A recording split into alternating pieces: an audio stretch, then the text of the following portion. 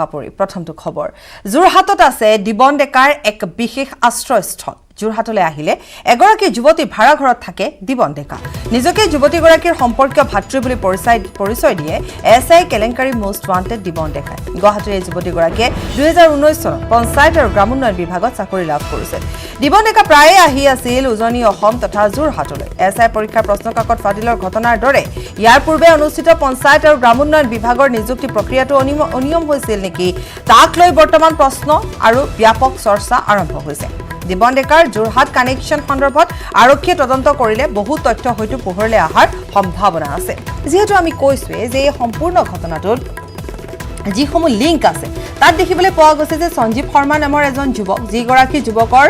বাসগৃহত জব্দ কৰা হৈছিল পিএনআৰডিৰ প্ৰশ্নকাকত কেৱল এছআই প্ৰশ্নকাকতৰ কথাই নহয় বহুকেইটা চৰকাৰী বিভাগৰ প্ৰশ্নকাকত সেই বাসগৃহত উদ্ধাৰ হৈছিল আৰু এতিয়া যেটো খবৰ আমাৰ হাতত আহি পৰিছে আমাৰ গৌতমে ইতিমধ্যে দিছে সেই খবৰ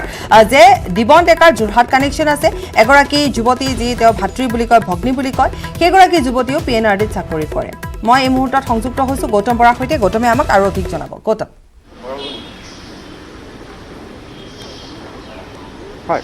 হয় পাপৰি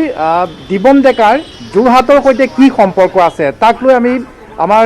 অনুসন্ধান অব্যাহত ৰাখিছিলোঁ আমি জানিব পাৰিছোঁ যে যোৰহাটৰ তৰাজান অঞ্চলত এটা ভাড়াঘৰ লৈ থোৱা আছে আৰু সেই ভাড়াঘৰটো 2019 চনৰ মাৰ্চ মাহৰ পিছত লোৱা হৈছিলে আৰু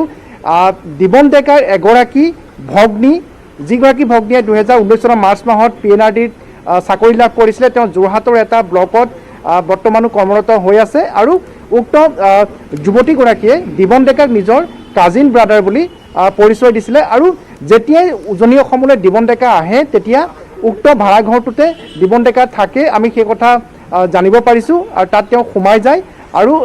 প্ৰতি মাহতে তেওঁ বহুবাৰ উজনি অসমলৈ ভ্ৰমণলৈ আহিছিলে সেই সময়ছোৱাত আৰু তেতিয়া তেওঁ এই ভাড়াঘৰটোলৈ সঘন আহ যাহ আছিল বুলি আমি জানিব পাৰিছোঁ আৰু সেই সময়ত আমি আমাৰ বিভিন্ন সূত্ৰই যি কথা জানিবলৈ দিছে যে বিশেষকৈ শিৱসাগৰ জিলা তথা নাগালেণ্ডৰ ব্যৱসায়ীৰ সৈতে দিবন ডেকাৰ কিছু যোগসূত্ৰ আছে আৰু সেই অনুসৰি উক্ত ভাড়াঘৰটোৰ কাষত আৰু এটা ভাড়াঘৰ আছিলে য'ত দিবন ডেকাৰ আন এজন সহযোগী বসবাস কৰিছিলে আৰু তেওঁৰ জৰিয়তে বিভিন্ন ব্যৱসায়িক দিবন ডেকাৰ ইয়াত বিনিয়োগ আছিল বুলি সন্দেহ কৰা হৈছে কিন্তু মূল কথাটো হৈছে যে পিএনআৰডি যি চাকৰি সেই চাকৰিক লৈ ইয়াৰ পূৰ্বে বহু বিতৰ্কৰ সৃষ্টি হৈছিলে যে বৰ্তমানৰ যি এছআই পৰীক্ষাৰ যি প্ৰশ্নকাকতক লৈ যেনেধৰণৰ বিতৰ্ক হৈছে যে বহু অনিয়মৰ মাজেৰে বহু লোকে চাকৰি পোৱাৰ কথাও সেই সময়ত পোহৰলৈ আহিছিলে কিন্তু তাৰপিছত পৰৱৰ্তী পৰ্যায়ত কিন্তু এনেধৰণৰ তদন্ত নহ'ল কিন্তু দিবন ডেকা সঘন যি যোৰহাটলৈ আহ-যাহ সেই ঘটনাই কিন্তু সকলোকে বৰ্তমান ভবাই তুলিছে আৰু বৰ্তমান যোৰহাটতো সেই কথাই ব্যাপক চৰ্চা লাভ কৰিছে কিয়নো তৰাজানত থকা সেই যুৱতীগৰাকী যিগৰাকী যুৱতীৰ বাসগৃহ হৈছে গুৱাহাটীত তেওঁ 2019 চনত যোৰহাটত চাকৰি লাভ কৰিছিলে আৰু দিবন ডেকাক তেওঁ নিজৰ ভাতৃ বুলি কাজিন ব্ৰাদাৰ বুলি তেওঁ ইতিমধ্যে ভাড়াঘৰগৰাকীকো জানিবলৈ দিছিলে আৰু দিবন ডেকা যেতিয়া উজনি অসমলৈ আহে তেতিয়া কিন্তু এই যি তেওঁৰ গোপন যিটো ঠিকনা সেই ঠিকনাতে তেওঁ সময় অতিবাহিত কৰে গতিকে পৰৱৰ্তী পৰ্যায়ত পৰৱৰ্তী সময়ত যদিহে আৰক্ষীয়ে তদন্ত কৰে বা তদন্তকাৰী সংস্থাসমূহে যদি তদন্ত কৰে তেনেহ'লে দিবন ডেকাৰ যোৰহাটৰ সৈতে যে কোনো যোগসূত্ৰ আছে কোনো সম্পৰ্ক আছে তেনেধৰণৰ বহু তথ্য কিন্তু পোহৰলৈ অহাৰ পূৰ্ণ সম্ভাৱনা আছে গৌতম আপুনি যদি চাই আমি গোটেই তথ্য যি সময়ত পোহৰলৈ আহিছে কাৰণ প্ৰতিদিনাখনে ন তথ্য পোহৰলৈ আহিছে গতিকে প্ৰথম অৱস্থাত যেতিয়া তদন্ত আৰম্ভ হৈছিলে খুব তাৎক্ষণিকভাৱে যিহেতু সঞ্জীৱ শৰ্মা নামৰ এজন লোকৰ বাসগৃহত কিছু আপত্তিজনক নথিপত্ৰ জব্দ কৰা হৈছিলে সঞ্জীৱ শৰ্মা তেওঁ আৰক্ষীৰ কৰ্মচাৰী আৰু বৰ্তমান তেওঁ আৰু আটক কৰা হৈছে বা গ্ৰেপ্তাৰ কৰা হৈছে গৌতম সেই বাসগৃহটোত পিএনআৰডিৰ প্ৰশ্নকাকত পোৱা হৈছিল আমি পূৰ্বতেও কৈছোঁ বা বহুকেইটা চৰকাৰী বিভাগৰ প্ৰশ্নকাকত পোৱা গৈছিল অৰ্থাৎ এটা কথা স্পষ্ট বুলিয়ে এই মুহূৰ্তত ক'ব পাৰি যে এই সম্পূৰ্ণ নেক্সাছটো এই সকলো ধৰণৰ চাকৰিৰ ক্ষেত্ৰত জড়িত হৈ আছিল তেওঁলোকে এনেধৰণে পিছ দুৱাৰেদি চাকৰি দিছিল সেয়া নিশ্চিতভাৱে স্পষ্ট ৰূপত আহি পৰিছে আৰু এতিয়া যিটো আপুনি তথ্য দিছে যদিহে তদন্ত কৰা হয় যদি তদন্ত পোহৰলৈ আহে হয়তোবা ইয়াতো বহু নতুন তথ্য পোহৰলৈ অহাৰ সম্ভাৱনা আছে হয় নিশ্চয়কৈ পাপৰি মই আপোনাৰ এই কথাটোলৈ যাম এই প্ৰশ্ন উত্তৰলৈ যাম কিন্তু এই মুহূৰ্তত আমাৰ কাষলৈ এটা ব্ৰেকিং নিউজ আহিছে যে সমগ্ৰ দেশ কঁপোৱা যি তিয়কৰ চিকিৎসক দেৱেন দত্তৰ যি হত্যাকাণ্ডৰ আজি চূড়ান্ত ৰায়দান হোৱাৰ কথা আছিলে, কিন্তু সেই গোচৰৰ চূড়ান্ত ৰায়দান বৰ্তমান পিছুৱাই দিয়া হৈছে। এই মুহূৰ্তত অহা 5 অক্টোবৰ তাৰিখলৈ এই ৰায়দানৰ দিন পিছুৱাই দিয়া হৈছে আৰু এই গোচৰৰ চূড়ান্ত ৰায়দান প্ৰদান কৰা হ'ব 5 অক্টোবৰ তাৰিখে। মই পুনৰ জনাব বিচাৰিছোঁ নিউজ 18 অসম নৰ্থইষ্টৰ দৰ্শকসকলক যে বহু প্ৰত্যাশিত এই যি গোচৰৰ ৰায়দানৰ কথা ইতিমধ্যে আমি সকলোৱে অপেক্ষা কৰি আছিলোঁ যে আজি ৰায়দান দিব। 31জন জীৱিত যি অভিযুক্ত আছিলে, কিন্তু সেই গোচৰৰ ৰায়দান যোৰহাটৰ জিলা আৰু সত্ৰ ন্যায়াধীশৰ আদালতে 5 অক্টোবৰলৈ পিছুৱাই দিছে আৰু 5 অক্টোবৰতে এই ৰায়দান হ'ব বুলি আমাক আমি দৰ্শকসকলক পুনৰ এবাৰ জনাই দিওঁ। আপুনি এই মুহূৰ্তত এটা ব্ৰেকিং নিউজ আমাক দিছে, যিহেতু আজি চূড়ান্ত ৰায়দান হোৱাৰ কথা আছিলে চিকিৎসক হত্যাকাণ্ডৰ সন্দৰ্ভত, কিন্তু এই মুহূৰ্তৰ যিটো খবৰ আপুনি আমাক জনাইছে সেয়া হৈছে চূড়ান্ত ৰায়দান আজি নিদিয়ে, পিছুৱাই দিয়া হৈছে, 5 অক্টোবৰলৈ পিছুৱাই দিয়া হৈছে। এই মুহূৰ্তৰ গুৰুত্বপূৰ্ণ খবৰ যে যিহেতু চিকিৎসকৰ ইতিমধ্যে আমি কৈছোৱে যে আজি হত্যাকাণ্ডৰ চিকিৎসক দেৱেন দত্তৰ যি হত্যাকাণ্ড সংঘটিত হৈ গৈছিল, সেই হত্যাকাণ্ডৰ আজি চূড়ান্ত ৰায়দানৰ দিন আছিল আৰু সকলোৱে আশা প্ৰকাশ কৰিছিল যে আজি এটা ৰায় দিয়া হ'ব। গতিকে আশা প্ৰকাশ কৰা হৈছিল। ইতিমধ্যে গৌতমে পোৱাৰ বাতৰিটো কৈছিল যে আৰক্ষীয়েও ইতিমধ্যে আত্মবিশ্বাসেৰে কৈছে যে অন্ততঃ 20 জনৰ শাস্তি হ'বই। কিন্তু এই মুহূৰ্তত যিটো খবৰ আমাক গৌতমে জনালে, শেহতীয়া খবৰ অনুসৰি 5 অক্টোবৰলৈ পিছুৱাই দিয়া হৈছে। 5 অক্টোবৰতহে চূড়ান্ত ৰায়দান দিয়া হ'ব। গৌতম, পৰৱৰ্তী সময়ত পুনৰ যাওঁ আমি সেই বাতৰিলৈ। এই মুহূৰ্তত পুনৰ আমি আহোঁ দিবন ডেকা সন্দৰ্ভত। গৌতম, হয় হয়, নিশ্চয়কৈ পাপৰি যে দিবন ডেকাৰ যে যোৰহাট উজনি অসমৰ সৈতে সম্পৰ্ক আছে, এই মই যিখিনি কথা আমি জানিব পাৰিছোঁ যে 2019 চনৰ পৰা যোৰহাটলৈ সঘন আহ-যাহ আছিলে দিবন ডেকাৰ, আৰু দিবন ডেকা আহি যোৰহাট তৰাজানস্থিত মুক্ত ভাড়াঘৰটোতে বহু সময় তেওঁ পাৰ কৰে। তাতে তেওঁ থাকে। মাহেকত কেইবাবাৰো তেওঁ যেতিয়া উজনি অসমলৈ আহে বিভিন্ন কামত, তেতিয়া সেই ভাড়াঘৰটোতে তেওঁ বহু সময় পাৰ কৰে, তেওঁ তাতে থকা বুলি আমি জানিব পাৰিছোঁ। আৰু আমি বিভিন্ন সূত্ৰৰ সৈতে কথা পাতিছিলোঁ, আৰু যিগৰাকী যুৱতীয়ে চাকৰি লাভ কৰিছিলে গুৱাহাটীৰ, সেই যুৱতীগৰাকীয়ে পঞ্চায়ত গ্ৰাম উন্নয়ন বিভাগক চাকৰি লাভ কৰিছিলে 2019 চনৰ মাৰ্চ মাহত, আৰু তাৰপিছত বৰ্তমান তেওঁ যোৰহাটতে কৰ্মৰত অৱস্থাত আছে। আৰু সেই যুৱতীগৰাকীয়ে দিবন ডেকাক নিজৰ আত্মীয় ভাতৃ বুলি পৰিচয় দিছিলে। আৰু দিবন ডেকা যেতিয়া আহে তেতিয়া সেই ঘৰটোতে তেওঁ দিবন ডেকাই বহু সময় পাৰ কৰে বা তাতে তেওঁ থাকে বুলি আমি জানিব পাৰিছোঁ। কিন্তু পৰৱৰ্তী সময়ত যদিহে আৰক্ষীয়ে তদন্ত কৰে, তেনেহ'লে পাপৰি বহু তথ্য পোহৰলৈ অহাৰ পূৰ্ণ সম্ভাৱনা আছে। কিয়নো দিবন ডেকাৰ যি আত্মীয় বুলি পৰিচয় দিছে যুৱতীগৰাকীয়ে, সেই যুৱতীগৰাকীয়ে চাকৰি লাভ কৰিছে যোৰহাটৰ PNRD বিভাগত। আৰু আপুনি ইতিমধ্যে উল্লেখ কৰিছে যে PNRD প্ৰশ্নকাকত উদ্ধাৰ হৈছে। এই গোচৰ তদন্ত কৰিবলৈ যাওঁতে গুৱাহাটীৰ অভিযুক্ত বাসগৃহত প্ৰশ্নকাকত উদ্ধাৰ হৈছে। আৰু দিবন ডেকা নলবাৰীৰ দিবন ডেকাৰ যোৰহাটৰ সৈতে কি যোগসূত্ৰ যে প্ৰতি মাহে মাহে তেওঁ কিয় যোৰহাটলৈ আহিব লগা হয়, বা উজনি অসমৰ তেওঁ কোন ঠাইলৈ যায়, তেওঁৰ লগত কোন BJP নেতাৰ অতি ঘনিষ্ঠ সম্পৰ্ক আছে, বিশেষকৈ উজনি অসমৰ, সেই কথাবোৰ যদিহে তদন্তৰ আওতালৈ আহে, আমি নিশ্চিত যে বহু বিস্ফোৰক তথ্য পোহৰ আহিব পাপৰি। আমি তদন্তৰ স্বাৰ্থত বা আমি কিছু কথা বৰ্তমান উল্লেখ কৰিব পৰা নাই, কিন্তু আমাৰ হাতত সেই তথ্যসমূহ আছে। কিন্তু যদিহে আৰক্ষীয়ে তদন্ত কৰে, তেনেহ'লে এই সন্দৰ্ভতো বিশেষকৈ দিবন ডেকাৰ যোৰহাট কানেকশ্যন সন্দৰ্ভতো কিন্তু বহু বিস্ফোৰক তথ্য পোহৰলৈ অহাৰ পূৰ্ণ সম্ভাৱনা আছে। ধন্যবাদ জনাইছোঁ। আৰু ইতিমধ্যে এই কথা জনোৱা হৈছে, আৰু যদিহে আৰক্ষীয়ে তদন্ত কৰে, হয়তো যদি যোৰহাট আৰক্ষীয়ে এই ক্ষেত্ৰত এটা ভূমিকা গ্ৰহণ কৰে, সোধা পোছা কৰে, বা সেই অঞ্চলটোত যদি কাৰোবাক সোধা পোছা কৰে, গতিকে যোৰহাটতো যদি এক প্ৰকাৰ অভিযান চলোৱা হয়, নিশ্চয় আৰু বহু হয়তো তথ্য পোহৰলৈ আহিব পাৰে। আমি ইতিমধ্যে সেই খবৰ আমি জনাই গৈছোঁ। আৰু যোৰহাটত ভনীয়েকৰ ঘৰত যিহেতু জানিব পৰা গৈছে যে সম্পৰ্কীয় ভনীয়েক তালৈ অহা যোৱা কৰে দিবন ডেকাই, আৰু সেইগৰাকী যুৱতী অৰ্থাৎ ভনীয়েকে বৰ্তমান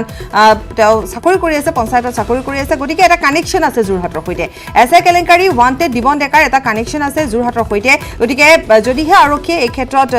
কিছু তদন্ত আৰম্ভ কৰে, তেতিয়াহ'লে হয়তো আৰু বহু তথ্য পোৱা যাব, বা দিবন ডেকা ক'ত আছে সেই সন্দৰ্ভতো কিছু সুসূত্ৰ লাভ কৰিবলৈ হয়তো সক্ষম হ'ব।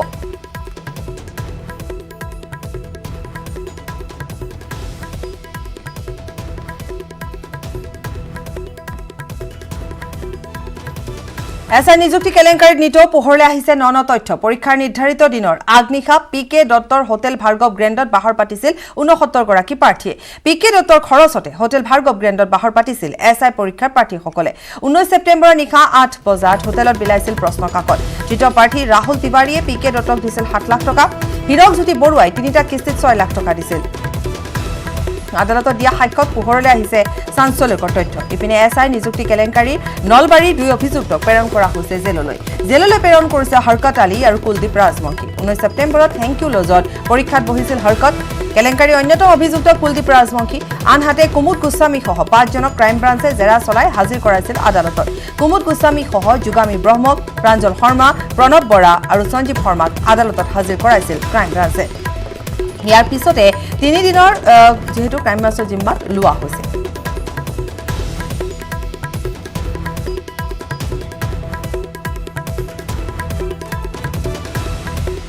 খবৰ আৰু আছে সময় বিৰতি ক্ৰাইম ব্ৰাঞ্চত সোধা-পোছা কৰা হ'ব দুয়োকে সমান্তৰালভাৱে নলবাৰীত বিচাৰি থকা হৈছে অন্যতম দালাল কুমুদ কলিতাকো পুনৰ জনাইছো আজি সোধা-পোছা কৰা হ'ব কুমুদ গোস্বামী আৰু কুশল দাসক ক্ৰাইম ব্ৰাঞ্চত সোধা-পোছা কৰা হ'ব দুয়োকে আৰু সমান্তৰালভাৱে নলবাৰীত বিচাৰি থকা হৈছে অন্যতম দালাল কুমুদ কলিতাক আজি সোধা-পোছা কৰা হ'ব কুমুদ গোস্বামী আৰু কুশল দাসক আৰু নলবাৰীত যেহেতু বিচাৰি থকা হৈছে আমি জনাই গৈছোঁ আৰু ক্ৰাইম ব্ৰাঞ্চত আছে যেহেতু কুমুদ গোস্বামী গতিকে কুমুদ গোস্বামীক আজি ক্ৰাইম ব্ৰাঞ্চতে সোধা-পোছা কৰা হ'ব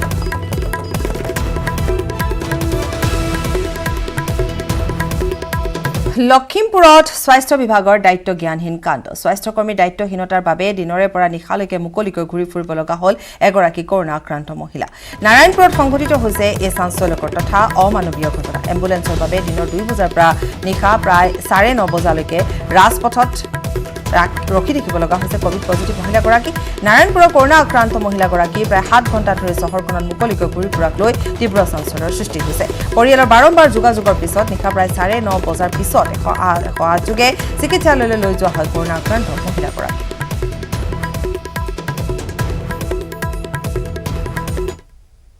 তোমাৰ প্ৰায় 2টামান বজাতে মানুহ এগৰাকী আপোনাৰ কৰোনা পজিটিভ ওলালে পজিটিভ পেচেণ্ট যিহেতু আইনৰ প্ৰশাসনৰ বা ডক্টৰৰ দায়িত্ব হ'ব লাগে তেখেতলোকে কোনো দায়িত্ব গ্ৰহণ কৰা নাই তেখেত ইয়াতে আছে এই ফ্ৰণ্টতে ৰৈ আছে বেগ চেগ লৈ পেলাই যদি কৰোনা এইটো ভাইৰাছ হয় ভাইৰাছ হ'লে প্ৰব্লেম হ'ব চবৰে আৰু যদি ভাইৰাছ নহয় একো ভাওনা হয় তেতিয়া কোনো প্ৰব্লেম নাই আপোনাৰ প্ৰশাসনক খবৰ দিছিলেনে মেডিকেল বিভাগক খবৰ দিয়া হ'ল 102 খবৰ দিয়া হ'ল তেখেতলোকে আহি আছোঁ বুলি কৈছে অহা নাই দিয়ক কেইটা বজাৰ পৰা 2টা বজাৰ 2টা বজাৰ ইয়াতে ৰৈ আছে ইয়াতে ৰৈ আছে ব্ৰেকিং নিউজ ডিব্ৰুগড়ৰ জকাই হাইস্কুলত কৰোনা আতংক বিদ্যালয়খনৰ 10ম শ্ৰেণীৰ ছাত্ৰীৰ দেহত কোভিড পজিটিভ পোৱা গৈছে 21 ছেপ্টেম্বৰৰ পৰা বিদ্যালয়খনত পাঠদান আৰম্ভ হৈছিল বিদ্যালয়ত হোৱা কোভিড পৰীক্ষাত ওলাল পজিটিভ শিক্ষক শিক্ষাৰ্থীৰ মাজত এতিয়া হাহাকাৰ পৰিস্থিতিৰ সৃষ্টি হৈছে পুনৰ জনাইছো ডিব্ৰুগড়ৰ জকাই হাইস্কুলত এই ঘটনা সংঘটিত হৈছে কৰোনা আতংক বিয়পি পৰিছে বিদ্যালয়খনৰ 10ম শ্ৰেণীৰ ছাত্ৰীৰ দেহত কোভিড পজিটিভ পোৱা গৈছে 21 ছেপ্টেম্বৰৰ পৰা বিদ্যালয়খনত যেহেতু পাঠদান আৰম্ভ হৈছিল আৰু বিদ্যালয়সমূহ খুলি দিয়া হৈছিল যেহেতু 10ম শ্ৰেণী একাদশ শ্ৰেণী নৱম শ্ৰেণীৰ পাঠদান আৰম্ভ হৈছিল আৰু যেহেতু ছাত্ৰ-ছাত্ৰীসকল বিদ্যালয়লৈ আহিবলৈ আৰম্ভ কৰিছিল তাৰ মাজতে ডিব্ৰুগড়ত এই ঘটনা সংঘটিত হৈছে বিদ্যালয়ত কোভিড পৰীক্ষাত ওলাইছে পজিটিভ এগৰাকী ছাত্ৰীৰ দেহত আৰু এতিয়া শিক্ষক শিক্ষাৰ্থী তথা অভিভাৱকৰ মাজত এক হাহাকাৰ পৰিস্থিতিৰ সৃষ্টি হৈছে লগতে ছাত্ৰ-ছাত্ৰীসকলৰ মাজতো এক হাহাকাৰ পৰিস্থিতিৰ সৃষ্টি হৈছে কাৰণ এগৰাকী ছাত্ৰীৰ দেহত ওলাইছে কোভিড পজিটিভ এই ঘটনা ডিব্ৰুগড় জকাই হাইস্কুলত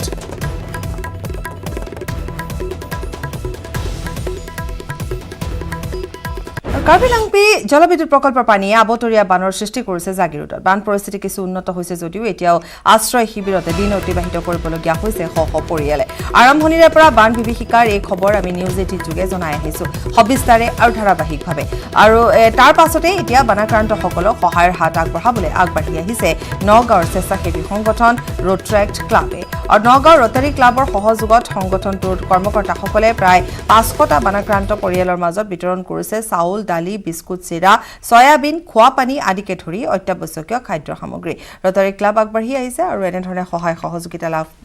আগবঢ়াইছে বানাক্ৰান্তসকলৰ মাজত আৰু বিশেষকৈ অত্যাৱশ্যকীয় সামগ্ৰীসমূহ তেওঁলোকে তাত অনুদান হিচাপে আগবঢ়াইছে অজয় পালৰ এক প্ৰতিবেদন আগবঢ়াইছো কাৰ্বি আংলং জলবিদ্যুৎ প্ৰকল্পই এৰি দিয়া পানীয়ে সমগ্ৰ জাগিৰোড সমষ্টিৰ এক বিভীষিকাৰ সৃষ্টি কৰিছিলে আৰু বিভিন্ন গাঁও আচলতে প্ৰায় অৰ্ধশতাধিক গাঁও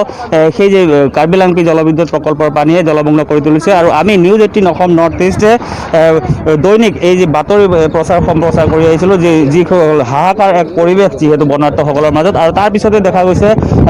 ৰটাৰী ক্লাব নগাঁৱৰ যিসকল কৰ্মকৰ্তা আছে সেই কৰ্মকৰ্তাসকলে আহি জাগিৰোডত উপস্থিত হৈছে আৰু জাগিৰোডৰ যিসমূহ বানা বানাক্ৰান্ত বা বানপীড়িত যিসকল লোক সেই লোকসকলক কিছু সহায়ৰ হাত আগবঢ়াবলৈ আহি উপস্থিত হৈছে এগৰাকী কৰ্মকৰ্তা আছে আমি তেখেতৰ পৰা সবিশেষ জানিব বিচাৰিম কি ধৰণৰ পৰিকল্পনা আপোনালোকৰ আমি ৰড ট্ৰেক ক্লাব নগাঁৱৰ পৰা আহিছোঁ আমাৰ যোনটো ক্লাব আছে নতুন ইষ্টাব্লিছ হৈছে এবাৰ আমি নিয়াৰ এবাউট আমি নিউজত চাইছিলোঁ কি জাগিৰ ৰোডৰ নেলি এৰিয়া যোনটো আছে আমি কাৰেণ্টলি ইয়াত আছোঁ ইয়াৰ যোনটো কণ্ডিশ্যন আছে বহুত বেয়া আছিলে তো আমাৰ ক্লাব এটা ইনিচিয়েটিভ কৰিছোঁ আমি কি আমি নিয়াৰ এবাউট 500 ফেমিলি ছাপোৰ্ট কৰিম আমি এটা পেকেট দি আছোঁ তাত আছে আপোনাৰ বেছিক নেচেচিটি যোনটো আছে যেনেকুৱা দাল হৈ গ'ল চিড়ৱা হৈ গ'ল সয়াবিন হৈ গ'ল ব্ৰেড হৈ গ'ল বিস্কিট হৈ গ'ল খোৱা পানী হৈ গ'ল আৰু আপোনাৰ মস্কিটো যোনটো কইল আহে এইটো দিছোঁ এইটো কাৰণে হয় নিশ্চয় দেখা গৈছে যি আহিনমহীয়া যি বান আচলতে আবতৰীয়া যি বান সেই বানত ক্ষতিগ্ৰস্ত হৈছিলে যথেষ্ট সংখ্যক লোক আৰু আমি কিছু দৃশ্য এনেধৰণে দেখুৱাবলৈ অনুৰোধ জনাওঁ এনেধৰণে তেওঁলোকে যি অত্যাৱশ্যকীয় যিসমূহ সামগ্ৰী দালি চাউল বা খোৱা পানীকে আদি কৰি বিভিন্ন ধৰণৰ তেওঁলোকৰ যি অত্যাৱশ্যকীয় যি সামগ্ৰী সেই সামগ্ৰীসমূহ লৈ এনেধৰণে জাগিৰোডৰ বিভিন্ন অঞ্চলত তেওঁলোকে এই যি সাহায্য সামগ্ৰী যিসকল বানত ককবকাই থাকিবলগীয়া হৈছে যিসকল বানপীড়িত সেই বানপীড়িত লোকসকলক তেওঁলোকে এনেধৰণে কিছু সাহায্য সামগ্ৰী দিয়াৰ বাবে তেওঁলোকে আগবাঢ়ি আহিছে নগাঁও ৰটাৰী ক্লাবে এনেধৰণে জাগিৰোড সমষ্টিৰ বিভিন্ন প্ৰান্তত যিসমূহ হাজাৰ হাজাৰ লোক আচলতে বানত ককবকাই থাকিবলগীয়া হৈছে বা নিজৰ আপোন ঘৰখন এৰি তেওঁলোকে ৰাজপথত থাকিবলগীয়া হৈছে সেইসকল লোকক তেওঁলোকে সাহায্য সামগ্ৰী কিছু দিব শোণিতপুৰৰ অসম অৰুণাচল সীমান্তত আৰক্ষী CRPFৰ যুটীয়া অভিযানত চলিছে অপাৰেশ্যন ৰাইফলছ শোণিতপুৰৰ মিছামাৰীত সোণাই ৰূপাই অভয়াৰণ্যৰ বন শিবিৰত 23 ছেপ্টেম্বৰত অচিনাক্ত দুৰ্বৃত্তই দিন দুপৰতে বন সুৰক্ষা বাহিনীৰ পৰা কাঢ়ি নিছিল দুটাকৈ 303 ৰাইফল এই ঘটনাৰ পিছতে আৰক্ষী প্ৰশাসনে দুৰ্বৃত্তক কৰায়ত্ব কৰাৰ লগতে ৰাইফল দুটা উদ্ধাৰৰ বাবে অভিযান চলাই আহিছে যদিও বৰ্তমানলৈকে কোনো সুসূত্ৰ উলিয়াবলৈ সক্ষম হোৱা নাই আৰক্ষীৰ অভিযানত সোণাই ৰূপাই বন্যপ্ৰাণী অভয়াৰণ্যৰ বন সুৰক্ষা বাহিনীকে ধৰি শীৰ্ষ বন বিষয়াসকলেও সহযোগ কৰে ইপিনে দুৰ্বৃত্তই বন সুৰক্ষা বাহিনীৰ পৰা দুটাকৈ ৰাইফল কাঢ়ি নিয়া শিবিৰটোৰ কৰ্তব্যত থকা বন সুৰক্ষা কৰ্মী প্ৰমোদ নাথ আৰু বিশ্বজিৎ ৰয়ক আৰক্ষীয়ে গ্ৰেপ্তাৰ কৰি জেললৈ প্ৰেৰণ কৰিছে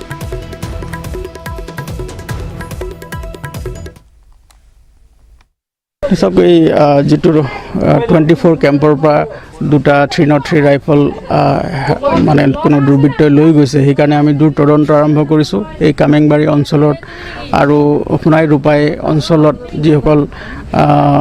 বনাঞ্চলৰ বিভিন্ন অঞ্চলত যিবিলাক লোক বসতি কৰি আছে তেওঁলোকক আমি প্ৰতিটো ঘৰতে আৰু গোটেই মানে হাবি অঞ্চলতো আমি গোটেইটো চাৰ্চ অপাৰেশ্যন চলাই আছোঁ মানৰ কোবাল হুটত বাইকসহ উঠি গ'ল এজন যুৱক গোৱালপাৰা জলেশ্বৰত সংঘটিত হৈছে এই ভয়ংকৰ ঘটনাটো অৱশ্যে ৰাইজৰ তৎপৰতাত কথমপি প্ৰাণ ৰক্ষা পৰে যুৱকজনৰ নাওৰ সহায়ত বাইকসহ যুৱকজনক পানীৰ মাজৰ পৰা উদ্ধাৰ কৰে স্থানীয় ৰাইজে উন্মুক্ত চিলাৰ ভিতৰ মথাউৰিৰে ব্ৰহ্মপুত্ৰৰ পানী সোমাই অহাত প্লাবিত হৈ পৰে বিস্তীৰ্ণ অঞ্চল এনেধৰণে যিহেতু আমি দেখুৱাই গৈছোঁ সেই দৃশ্য যে এজন যুৱক বাইকসহ উঠি গৈছিল কিন্তু স্থানীয় ৰাইজৰ তৎপৰতাত যুৱকজনকো উদ্ধাৰ কৰা হয় বাইকখনো উদ্ধাৰ কৰা হয়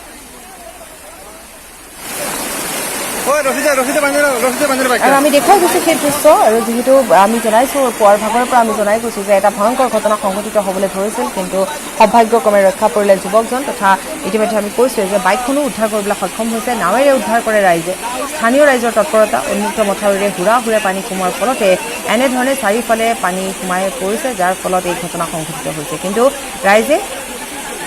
দেখিবলৈ পোৱা গৈছে এইদৰে বাইকখনো উদ্ধাৰ কৰিছে আৰু লগতে যুৱকজন যিগৰাকী যুৱক পানীত উঠি গৈছিল সেইগৰাকী যুৱককো ৰক্ষা কৰিবলৈ সক্ষম হয়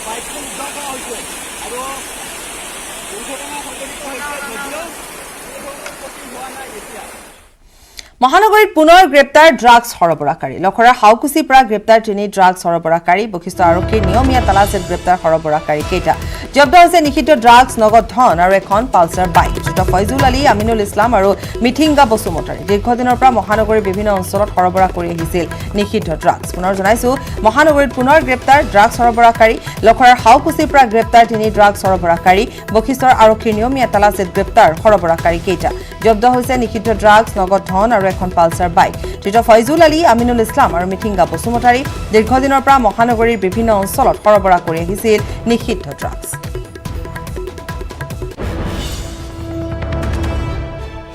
লকডাউনে সলনি কৰিলে বহু মানুহৰ জীৱন জীৱিকা তাৰে এক উদাহৰণ হ'ল উদালগুৰি কুলচি গাঁৱৰ মৃদুল ডেকা লকডাউনৰ পিছতে মৎস্য পালনেৰে স্বাৱলম্বী হৈ পৰিছে কুলচি গাঁৱৰ যুৱকজন ঘৰতে কৃত্ৰিম পদ্ধতিৰে কাৱৈ মাছ জাৰ্চি আৰু ব্ৰইলাৰ পালনৰ ব্যৱস্থা কৰিছে মৃদুল ডেকাই লকডাউনৰ পূৰ্বে এটা কোম্পানীত কৰ্মৰত আছিল যুৱকজন কিন্তু লকডাউনত আৰ্থিকভাৱে জুৰুলা হৈ পৰাত নিজকে স্বাৱলম্বী কৰাৰ পণ লৈছিল মৃদুল ডেকাই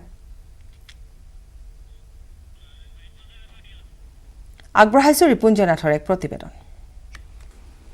লকডাউনে বহু মানুহৰ জীৱন জীৱিকা সলনি কৰিলে আৰু সেইদৰে জীৱন জীৱিকা সলনি কৰিলে মৃদুল ডেকা নামৰ যুৱকজন আৰু এইজন হৈছে মৃদুল ডেকা আৰু তেওঁ এক পলিটাৰী কোম্পানীত তেওঁ কাম কৰিছিলে কাম কৰি যেতিয়া লকডাউন হ'ল সকলো কোম্পানী বন্ধ হৈ গ'ল তেতিয়া নিজাববীয়া প্ৰচেষ্টাৰে এইদৰে ঘৰতেই এক আধুনিক পদ্ধতিৰে তেওঁ এই কাৱৈ মাছৰ যি পালন কৰিছে মোৰ কেমেৰা সহযোগে দেখুৱাই আছে ইয়াতে প্ৰায় 3 কুইণ্টেলতকৈ অধিক কাৱৈ মাছ ইয়াত আছে আৰু তেওঁ ইতিমধ্যে কাৱৈ মাছ বিক্ৰী কৰিব আৰম্ভ কৰিছে মই কিছু মৃদুল ডেকাৰ মনৰ ভাৱ জানিবলৈ চেষ্টা কৰিম আপুনি এই কামটো কিয় আৰম্ভ কৰিলে